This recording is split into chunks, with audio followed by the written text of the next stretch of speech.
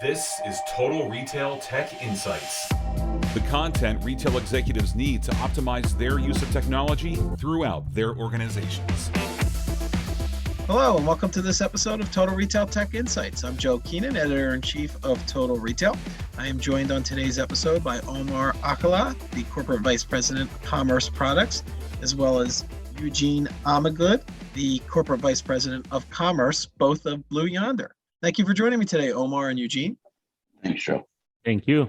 So to get us started, I'm curious, and I think the audience, in terms of some context, tell us briefly a little bit about your professional experience for each of you, and as well as your current roles at Blue Yonder. All right, maybe I'll start. And this is Eugene. I've started my career in water management, worked for a few companies, and in 2014, actually decided to start our own. And so I started Yantrix. And the idea was that there was a lot of great new tech, quite a few new business problems that we were wanted to solve using new technology. And we started Yantrix with the idea of building kind of new water management with new microservices, with new tech stack, etc. And about a year and a half ago, we were acquired. We were acquired by Blue Yonder, and now within Blue Yonder, I run a commerce business unit responsible for go-to-market, product development, implementation, etc. Very good. I'll go next. This is Omar Akilah. So 25 years in supply chain and commerce. I started my career at a distributor, Ingram Micro. Was responsible for Ingram Micro logistics, companies and connections and connectivity and engagements, and then moved to Apple, where I spent 9 years of my career there on the Apple online store and operations, helping with things like geo expansion, new product introductions, supply chain to commerce interactions, and then went to Target, led Target's digital transformation on order management and commerce. And again, using the supply chain as a differentiator in the experience, and then landed with my good buddy Eugene at Yantrix, offering those services to retail clients and retail customers, worldwide. And we were fortunate to be acquired by Blue Yonder, where now we have the ability to harness the entire supply chain products and services to bring all that together. In terms of delivering a customer-centric supply chain offering for retailers. So very excited. Yeah, thank you to each of you for going over a little bit of your career background. And you, Omar, I'm going to follow up there. You talked briefly a little bit about the work that Blue Yonder does. So for our audience members that might not yet be familiar with Blue Yonder, tell us a little bit about how the company can help the retailers that are listening. Great. So Joe, again, this is Omar. To your point, from a Blue Yonder perspective, if you think about the supply chain, regardless of what your business is, typically sits at the heart of everything you do, right? So from purchasing to planning to transporting to commerce to assortment to what you put in the stores to where you put the stores, right? All of those things are necessary elements to stand up a retail experience or a business-to-business experience. And Blue Yonder offers software and products that power the entire supply chain, from network planning to manufacturing to manufacturing to inventory placement to inventory replenishment to commerce and front-end engagement, right, in terms of options and dates and services, to execution products where we're actually executing within the four walls of the warehouse. They're using our software to power pick, pack, and ship and fulfillment, all the way through to transport, where we're connecting with all the carriers, doing the rate shopping on their behalf to pick the right carrier for the right package and hand that package off to the customer. So if you think of the end-to-end supply chain, Blue Yonder powers it all. So let's talk a little bit about, obviously there's been a lot in the media recently about the supply chain and how there's been disruptions, obviously, because of many different factors, the pandemic being the leading one there. And evolving consumer behaviors is another kind of piece of the equation. Tell us a little bit about the current status for the retail supply chain, as we just, coming out of the holiday season and starting a new year, and what companies might be able to expect in regards to product supply and delivery of goods as we move further here into 2022. Maybe this, Eugene, I'll start.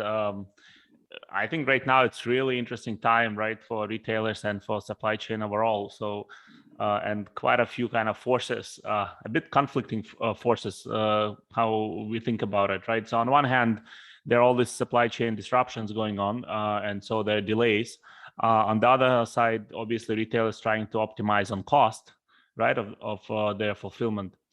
But from a customer and consumer behavior, it's all around urgency. I was just talking to one of the CIOs, and we were discussing, like, in Manhattan, the expectations now that I can order grocery and get it delivered within 15 minutes, right? And we all remember we would go to the websites and see kind of, okay, 5 to 7 business day delivery time, right? Just a few years ago. And now from 5 to 7 business days, now expectations is 15 minutes. It's probably only in Manhattan, but that just gives you where the industry is going, right? And so all these forces are very kind of conflicting. Disruptions on one side, cost optimization on the other hand, and then all around customer. And I think, Omar, you talked pretty passionately about customer-centric supply chain. You may want to add something to it.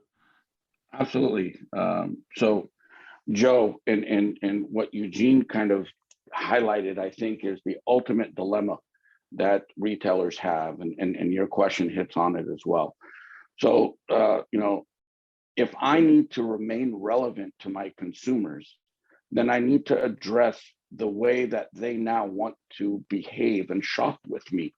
So I not only having a corporate identity and understanding, right, who my customer is, what products I should serve to them, but now it also becomes about speed and convenience, like Eugene talked about, right? The urgency to buy, you kind of have two distinct types of customers now, where they're time poor, but cash rich, or they're cash poor and time rich, right? So that categorization of customers allows retailers to cater how they want to interact, right, with customers, right, in terms of buy online, pick up in store, hourly up to the minute time slots, or they just want to come and engage in the store and spend some time and enjoy that retail experience. Retailers are now positioned with needing to answer the call regardless of how customers want to interact with them. And then on the supply chain side, you need to get the products in the right place at the right time and have visibility to those disruptions and be able to optimize so that you can understand when a disruption occurs and be able to dynamically adjust for that disruption, right? Disrupt your plans, your merchandising plans, your assortment plans, all of that needs to be dynamic, whereas in the past it was static. So it's, as Eugene said, it's definitely a crossroads where in order to be relevant, you have to address the needs of the customer. But the supply chain is now becoming the central pillar to delivering the experience that the customer wants. And not being able to address it becomes, the difference between those who succeed and those who fail.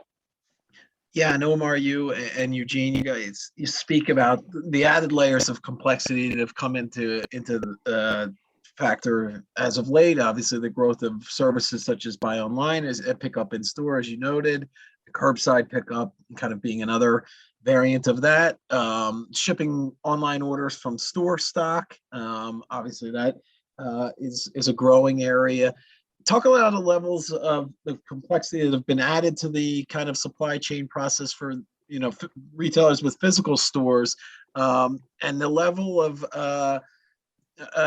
technology awareness and the systems that need to be in place for their staffs to be able to facilitate these types of cross-channel experiences that consumers have come to expect and expect them to be carried out with the speed that today's consumers are expecting?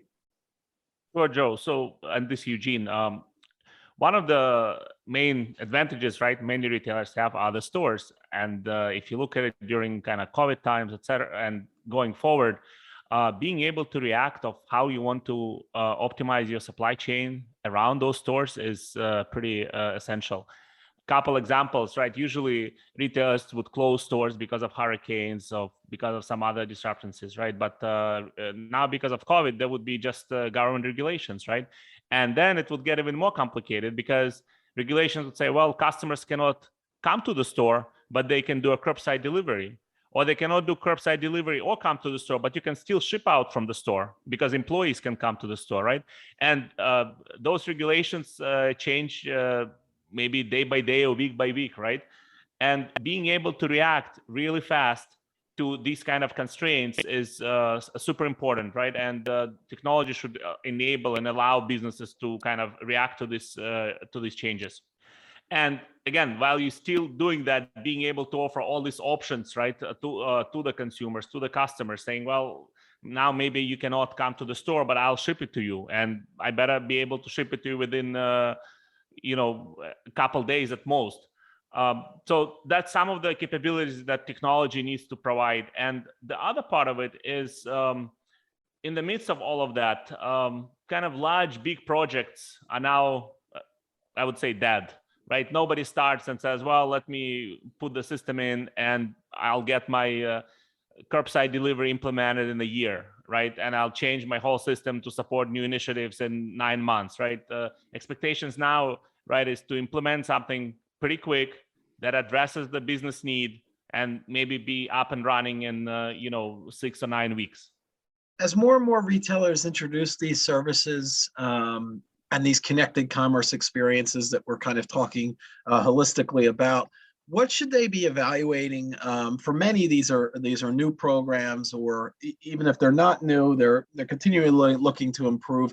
What should retailers be evaluating as they seek to provide these connected commerce experiences that today's consumers expect, optimizing the experience from the technology needs through to your staff at the store level, the warehouse level as well.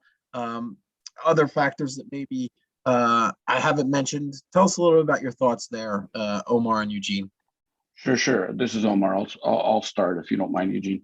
I think you hit the nail on the head, Joe. Right. So as retailers think about their customers and their labor and their stores, they have a lot to unpack. Right. But if you start from a simplistic view around the customer first and treat the supply chain as a transparency layer to engage that customer, things start to fall in place. What do I mean by that? Well, first is understanding who your customer is, what your customer likes, personalization tools, being able to be transparent about the options that they can interact with you as early as the product search page, right? So they're browsing your website and you tell them that they can shop their local store, and you know what their local store is. You're able to understand whether or not that local store supports buy online, pick up in store, or if it supports ship to home, or if it supports last mile delivery. You're able to provide a delivery date and the options that they can engage, or you can offer them the ability to walk into the store and experience the store. On the store side of it, and we talked about it earlier, and Eugene discussed it, retailers have a challenge with asset utilization. In the old days, it was about fulfilling out of fulfillment centers, and stores were looked at a high cost, high touch fulfillment, right? And they didn't want to touch that. But now they're looking at labor utilization plus transportation costs plus speed and convenience. If I can get it to a customer in a day and use that commitment on the front end of the website, that actually garners me additional click-through and additional sales that offsets the cost to fulfill that I used to be so worried about. So now you see supply chain and the demand generation sectors of retailers coming together saying, hey, wait a minute, I know this is going to cost more, but it's actually going to acquire more customers. If I can be faster, I get higher acquisition, and that in turn with our margins can actually enable us in a better position than fulfilling out of warehouses. So that's where you're seeing the influx of micro fulfillment, the ability to fulfill out of stores. And lastly, to your point, I don't want to go ramble on too much on technology. Technology, to Eugene's point, cannot be a multi-year project where time to value is in years. Time to value needs to be in weeks and months. So the ability to actually light up services very quickly, whether it's store fulfillment, whether it's buy online, pick up in store, whether it's dates and options, whether it's visibility solutions and push notifications to your customers, becomes very, very important that you're doing it iteratively, you're understanding your customer, and you're serving up that value to them in speeds and time that was never seen before. So that, to me, becomes the true recipe to success. And just to add to what Omar said, this Eugene, on technology a little bit also, not only it has to be agile, but also it has to be extremely, extremely scalable, right? And I kind of see an interesting parallel there. If you look at supply chain in general, it wasn't on the front pages, it wasn't covered by news too much, right? And now it's front and center. Very similar from technology, supply chain used to be more of a back-end process, right? And it was very intelligent. There was a lot of logic, business rules, configurations, a lot of value in those systems, but they used to be back-end. And I think one of the most important things retailers can do is take that and expose it front and center to their customers, to their consumers, right? But in order to do that, system has to allow you to scale to these kind of numbers, right? It's no longer kind of asynchronous kind of process that can take whatever time it takes. Now it has to respond on your mobile phone within, maybe a few milliseconds, or be able to give you a best store to find the product you're looking for within a second, right? And so it puts a lot of constraint on the system that before supply chain systems never had to deal with. And then how did we've talked a lot about delivery, and maybe I should start earlier in the process and also talk a little bit about kind of forecasting and how that factors into this, given some of the scenarios we've seen with in terms of labor shortages and port delays and shipper and freighter container shortages, forecasting and preparing your inventory orders in time so that you're able to meet demand when it is there. How does that kind of factor into the conversation as well? And what are you doing at Blue Yonder to help in terms of that planning process? Yeah, this is Omar again. So that's a great question, and I think that's where Blue Yonder is uniquely positioned in the industry, right? Because of their extremely rich portfolio in planning and forecasting. Now combine that, Joe, with a true understanding of real-time demand in commerce, right? Understanding exactly where that demand is coming in terms of a click for a reservation, and tying the two together. So the first is getting the forecast right according to what's happening in terms of the supply chain and supply chain disruptions, and being able to have the optimizers within planning, which we've invested a lot into in terms of our artificial intelligence and our machine learning, unsupervised learning solutions, to understand when disruptions occur and be able to address that. But then when you couple that with a real-time understanding of what's happening on the ground in terms of the clicks that a customer is interacting with you in terms of real-time demand, and you bring those two together, and that's where the power of what Blue Yonder offers to retailers really comes through. Visibility, planning solutions, commerce solutions, transport solutions, all coming together in a microservices architecture where they can be loosely coupled or tightly integrated. They can stand on their own, or they can work flawlessly together. Becomes again a differentiator that Blue Yonder offers our consumers. And so planning, replenishment, insights, anomaly detection, real-time optimization, right? Those all become those critical ingredients, right, if you will. Does that make sense, Joe? It does. And I guess a follow-up to that is, and Omar or Eugene, feel free to jump on this one, is the level of collaboration across a retail organization that's potentially working with a solution like Blue Yonder, be it the supply team, the merchant teams that's placing orders and buying product, all the way through to store teams, operations teams at the store level, within the warehouse level. Talk a little Yep. about kind of the level of collaboration that you're seeing from your clients and you think is necessary to really compete in this, speed-driven environment, all the way back to what Eugene was saying. Customers expect things, within hours at this point now. Days is almost becoming too long. So collaboration to enable that type of speed. Sure. You're absolutely right. All of these initiatives have to become cross-functional. One of my favorite examples, is usually one of the main constraints, is inventory, So what's the placement of inventory, and where do you position it? And typically, traditionally, there would be a planning system, there would be a planning team. They kind of would figure out what's the best placement, inventory would show up there, and then there's execution and order fulfillment, and the real orders come in, and the execution engines run and say, well, orders have to be allocated from a different location. And now, in steady state, it's not so bad, but especially nowadays, it gets extremely, extremely poor, kind of not connecting these two teams and two systems together.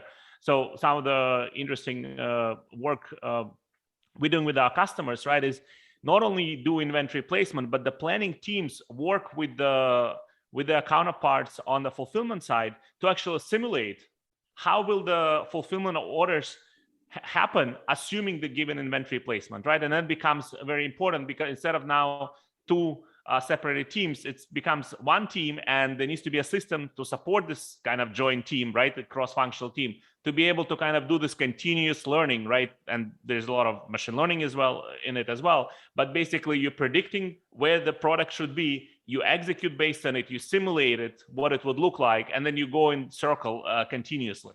Versus, again, before you would kind of do a planning, maybe 6 months out, and then you would execute, And again, nowadays with all the supply chain delays, etc., whatever you plan 6 months could be very, frankly, useless, to execute today.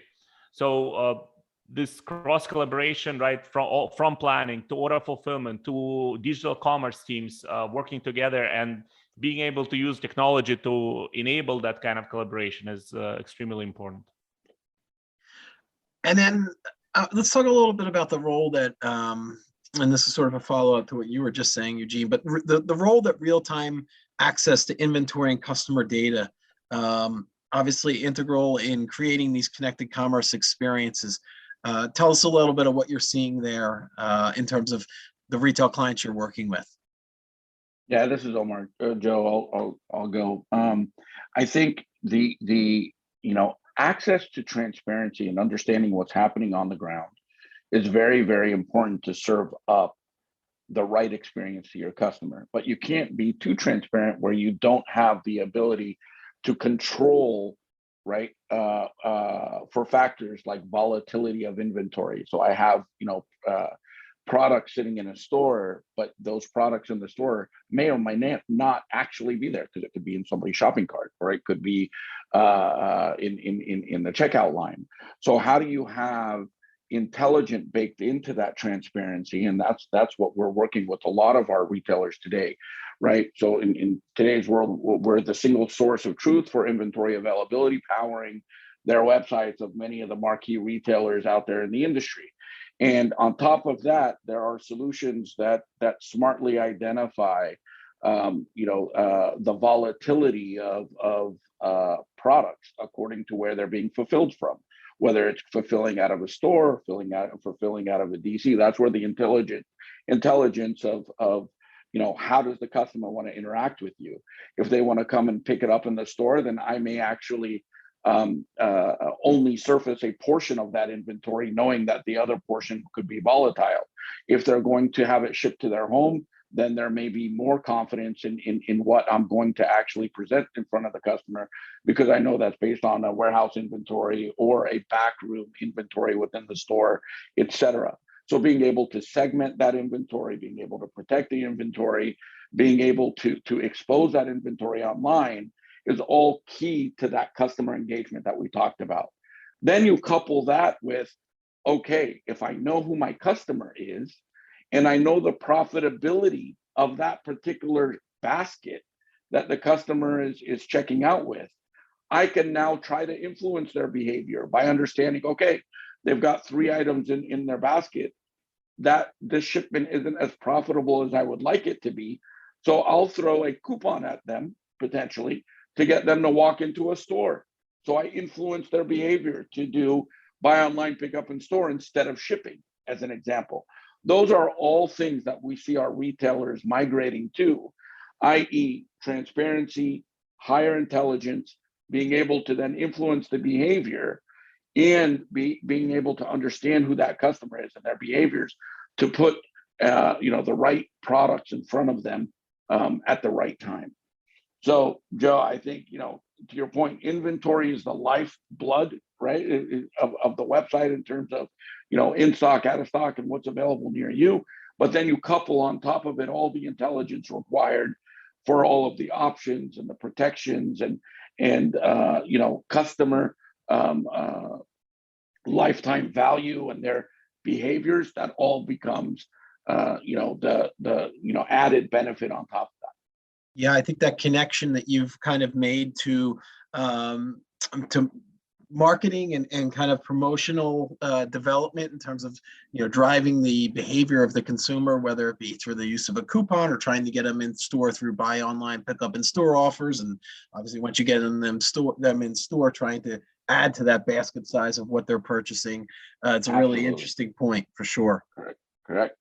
So then, lastly, well, actually 2 more real quick.